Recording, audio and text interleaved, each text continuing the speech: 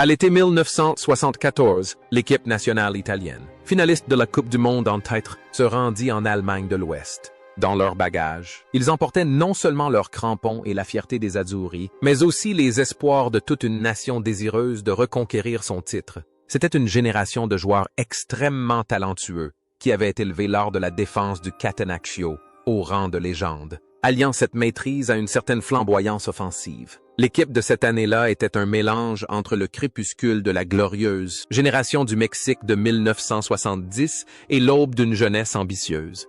Mais le football n'est pas toujours un conte de fées. La Coupe du Monde de 1974 s'est achevée sur une note amère, un parcours inachevé pour les Azzurri, éliminés dès la phase de groupe. Pourtant, dans cette fin abrupte, le destin de chacune est apparu plus clairement que jamais. 50 ans ont passé, et le temps cruel a laissé des traces indélébiles sur leur vie. Certains sont devenus des légendes immortelles, d'autres ont choisi la solitude, et d'autres encore ont vu leur aventure s'interrompre dans une tragédie ultime. Revenons sur les pages qui retracent la vie de ces garçons.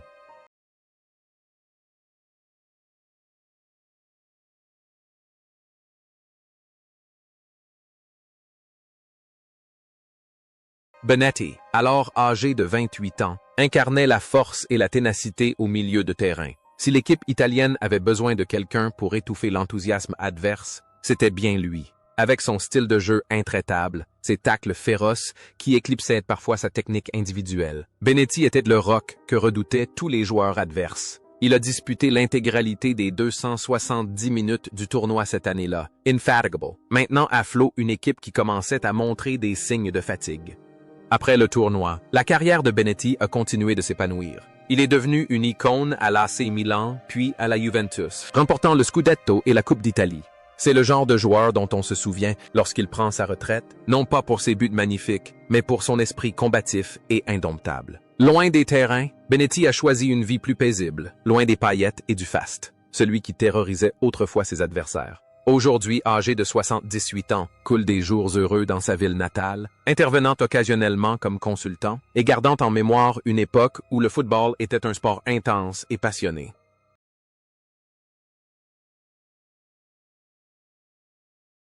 Le brillant Fabio Capello évoluait aux côtés de l'intrépide Benetti. En 1974, à 27 ans, il était déjà un milieu défensif doté d'un sens tactique aigu. Capello jouait davantage avec sa tête qu'avec ses pieds, et son but de consolation contre la Pologne cette année-là témoigna de son excellent placement et de sa lecture du jeu. Malgré la défaite de l'Italie, Capello avait déjà démontré qu'il incarnait l'avenir du football italien. Et de fait, la vie de Capello après sa retraite fut encore plus brillante que sa carrière de joueur. Il n'était pas seulement un bon joueur, il était né pour diriger. Capello est devenu l'un des plus grands entraîneurs de l'histoire, triomphant de clubs prestigieux comme l'AC Milan, le Real Madrid, la Juventus et l'équipe d'Angleterre. Il incarne la discipline de fer et la soif de victoire absolue. Aujourd'hui, à plus de 80 ans, Don Fabio conserve toute sa dignité, est un commentateur perspicace, un géant dont chaque parole est écoutée avec le plus grand respect par le monde du football.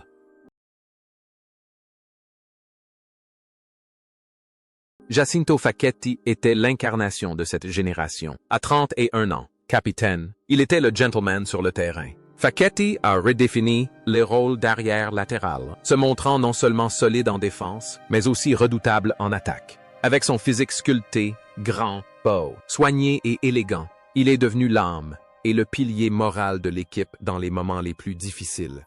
Toute sa vie fut consacrée au noir et bleu de l'Inter Milan. Après sa retraite, il ne choisit pas de quitter le club, mais continue de s'y investir pleinement, devenant président et incarnant l'intégrité dans une période tumultueuse du football italien. Il mena une vie sans scandale, en plein d'amour. Pourtant, le 4 septembre 2006, le monde du football fut bouleversé par une terrible nouvelle. Giacinto Facchetti s'éteignit à l'âge de 64 ans, après un combat silencieux contre un cancer du pancréas. Sa disparition laissa un vide immense, mais l'image de ce grand capitaine restera à jamais une source d'inspiration pour les générations futures. Sandro Mazzola arriva à la Coupe du Monde. 1974 à 31 ans, portant le poids du nom Mazzola, celui du fils du légendaire Valentino Mazzola. Sur le terrain, il était un artiste à la vitesse fulgurante et à la technique sublime qui dominait l'Europe avec l'Inter Milan. Lors de ce tournoi, même s'il ne marqua pas, chaque touche de balle de Mazzola témoignait de la classe d'une grande star, de quelqu'un qui savait toujours faire la différence.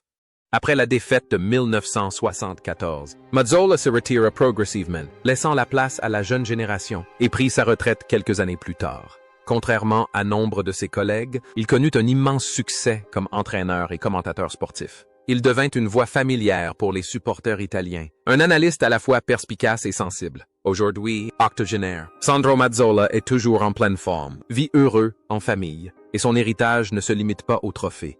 Il a su s'affranchir de l'ombre imposante de son père pour écrire sa propre légende. Dino Zoff, le géant silencieux des cages, avait alors 32 ans. Zoff n'était pas un joueur flamboyant, mais un rempart inébranlable. Avec son visage impassible et sa concentration intense, il était le dernier rempart, assurant la sérénité de ses coéquipiers. Sa performance en 1974, bien qu'insuffisante pour sauver l'Italie, fut le point de départ d'un parcours extraordinaire. La carrière de Zoff illustre parfaitement l'adage « plus on vieillit, plus on est piquant ». Il a joué avec une constance remarquable, atteignant son apogée à 40 ans avec le titre de champion du monde. Après sa retraite, Zoff est devenu un entraîneur de talent, menant notamment l'équipe d'Italie aux portes de la victoire à l'Euro 2000. Aujourd'hui, Dino Zoff coule des jours heureux, considéré comme une figure emblématique, un symbole de professionnalisme et de longévité.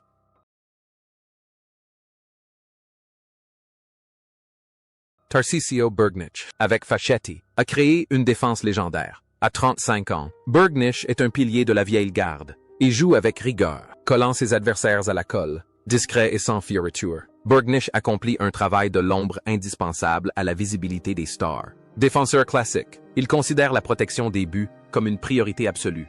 Après avoir raccroché ses crampons, Burgnich a connu une longue carrière d'entraîneur, naviguant entre de nombreuses petites équipes et se consacrant pleinement à sa passion pour la tactique.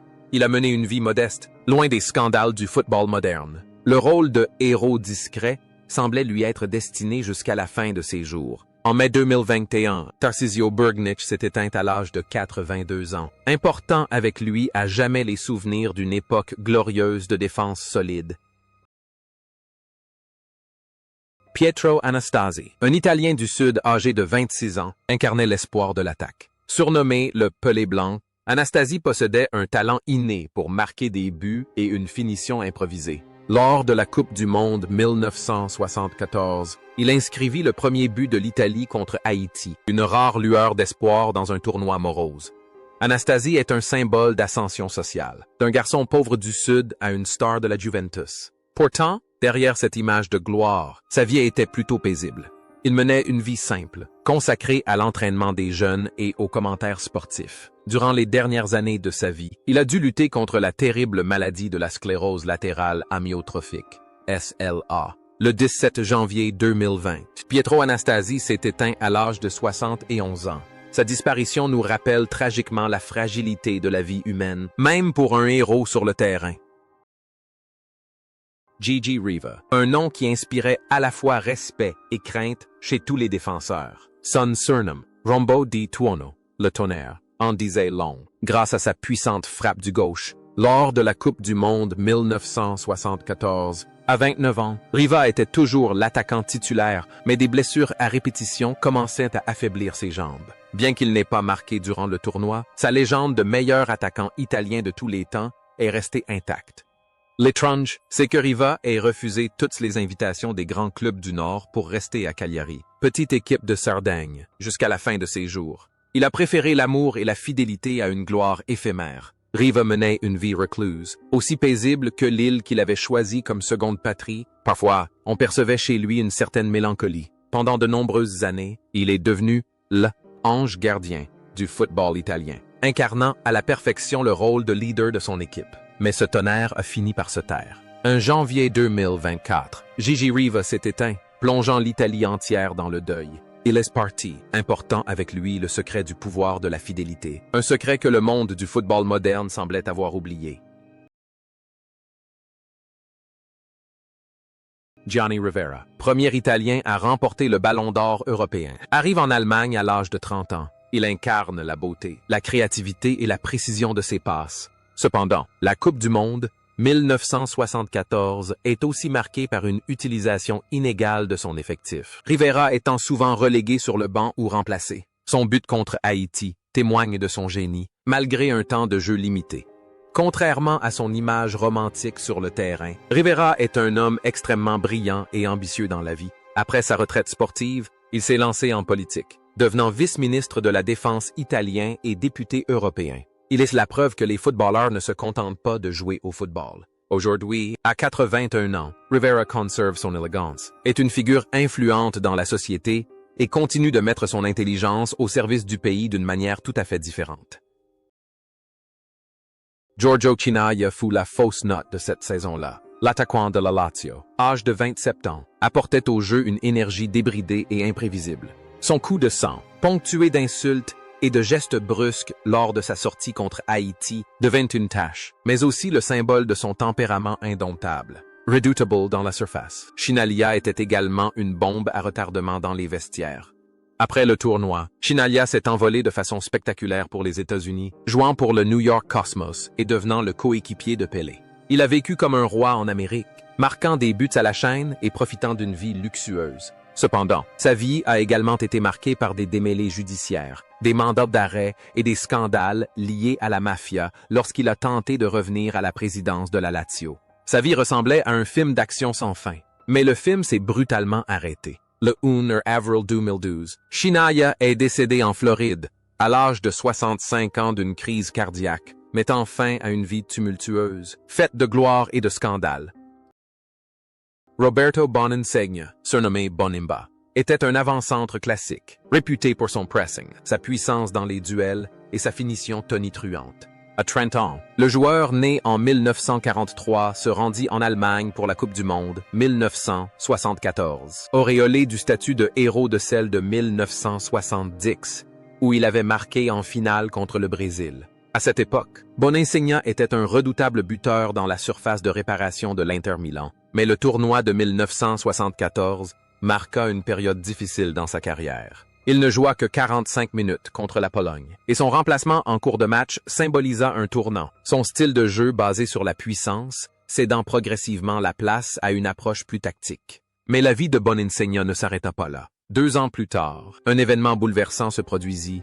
Il fut vendu par l'Inter à la Juventus, son rival historique, en échange de Pietro Anastasi. Les supporters de l'Inter étaient furieux, et ceux de la Juventus étaient sceptiques quant aux capacités du joueur de 33 ans. Pourtant, Boninsegna a transformé ses doutes en motivation. Sous le maillot rayé noir et blanc, il a connu une renaissance spectaculaire. Loin des terrains, Boninsegna a choisi la vie d'un observateur exigeant mais passionné. Il a été directeur technique et entraîneur de jeunes. Mais ce dont on se souvient surtout de Bonimba, c'est de sa personnalité franche et intransigeante, à l'image de son jeu. Il n'hésite pas à critiquer le football moderne pour son manque de véritable numéro 9. Sa vie privée est très discrète. Il trouve du bonheur dans des loisirs raffinés et sa famille, loin des scandales. Il semble que la force et la rudesse déployées sur le terrain se soient appliquées à sa vie, faisant de lui une figure à la fois rude et respectable. Aujourd'hui, à 81 ans, Roberto Boninsegna vit toujours en pleine forme à Mantoue. Il demeure un homme robuste, témoin historique toujours prêt à raconter des histoires héroïques d'une époque où le football était un combat d'hommes.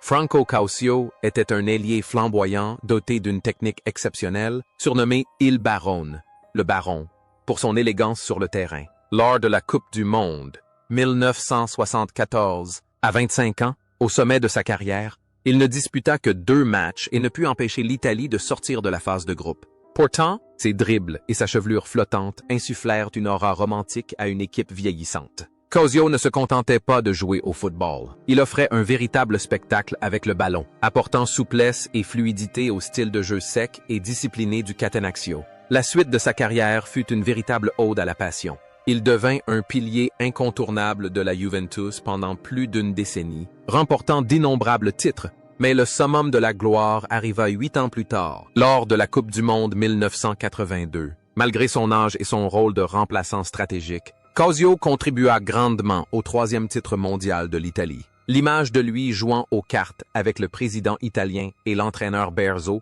lors du vol-retour est devenue un symbole de victoire. Après sa retraite, l'élégance du baron est resté intact. Il a préféré le statut de commentateur sportif de renom à celui de commentateur sportif prestigieux à la télévision. Grâce à son immense savoir et à son style d'écriture posée, Cosio est respecté comme un véritable gentleman dans le monde du football. Il est également auteur, partage sa philosophie du football et de la vie, et cultive une image irréprochable. Il existe une ressemblance frappante entre Cosio sur le terrain et Cosio en dehors. Toujours élégant, raffiné, et toujours sous les feux des projecteurs. Aujourd'hui, 75 ans, Franco Cosio est encore régulièrement présent dans les médias. Il mène une vie bien remplie, adulé par les fans non seulement pour son talent passé, mais aussi pour son élégance naturelle qui ne se démode jamais.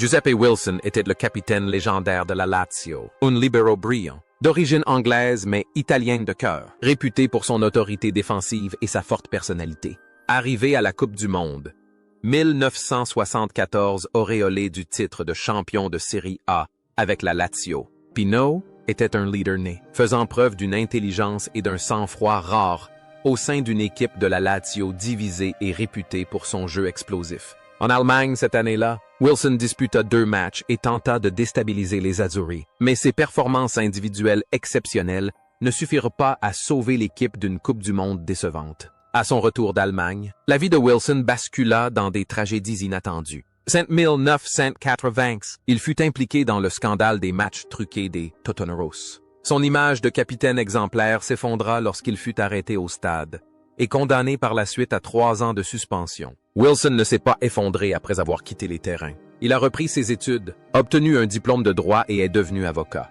Il a également travaillé comme commentateur sportif, s'est efforcé de redorer son image et a mené une vie exemplaire, prouvant ainsi que l'on peut commettre des erreurs, mais aussi se relever. Il a vécu ses vieux jours paisiblement, toujours vénéré par les supporters de la Lazio comme le plus grand capitaine de l'histoire du club, malgré ses erreurs passées. Le destin de Wilson semblait refléter celui de la Lazio à cette époque. Les sommets de la gloire et les abysses des ténèbres étaient indissociables. Cependant, ce parcours tumultueux prit fin. Le 6 mars 2022, Giuseppe Wilson s'éteignit à l'âge de 76 ans des suites d'un AVC. Sa disparition laissa un grand vide, mettant un terme à l'histoire de ce talentueux mais tragique prince de sang mêlé.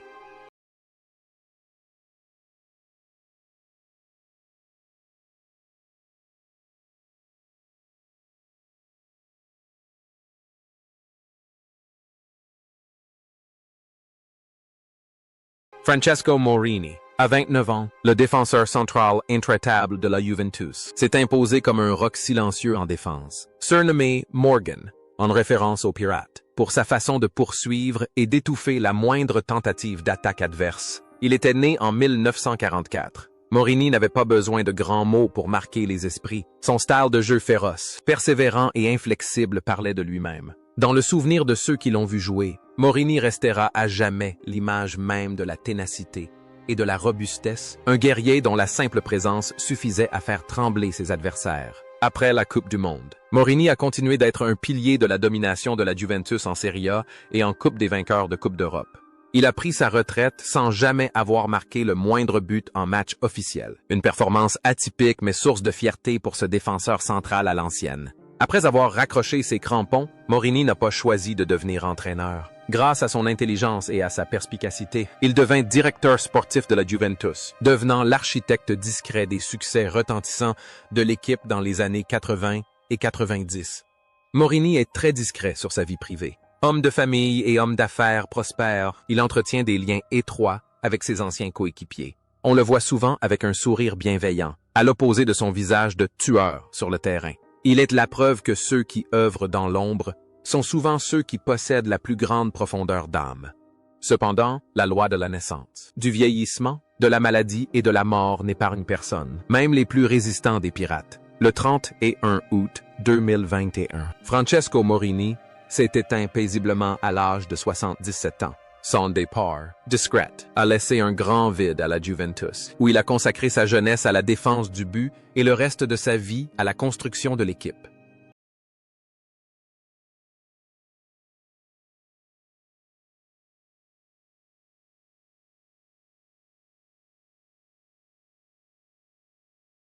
Luciano Spinozzi, à 24 ans, le plus jeune défenseur de la Squadra Azzurra cette année-là, aborde la Coupe du Monde 1974 avec un tempérament romantique, polyvalent et enthousiaste, typiquement romain. Né en 1950, il incarnait la fraîcheur d'une nouvelle génération, rivalisant avec les vétérans du football italien. Être titulaire lors des 3 matchs fut un grand honneur, une confirmation que son cœur de jeune homme et son désir de contribuer méritaient toute notre confiance. Malgré la défaite en finale, la prestation de Spinozzi fut jugée complète et prometteuse. Il s'imposa comme un modèle de défenseur moderne, capable non seulement de défendre, mais aussi de se projeter vers l'avant pour participer à chaque action, laissant aux supporters le souvenir d'un avenir radieux. La carrière de Spinozzi fut ensuite associée aux 2 clubs les plus prestigieux d'Italie, la Juventus et l'AS Roma. Il remporta de nombreux Scudetti et Coupes d'Italie après sa retraite de joueur. Spinozzi a continué à s'investir dans le football en tant qu'entraîneur adjoint.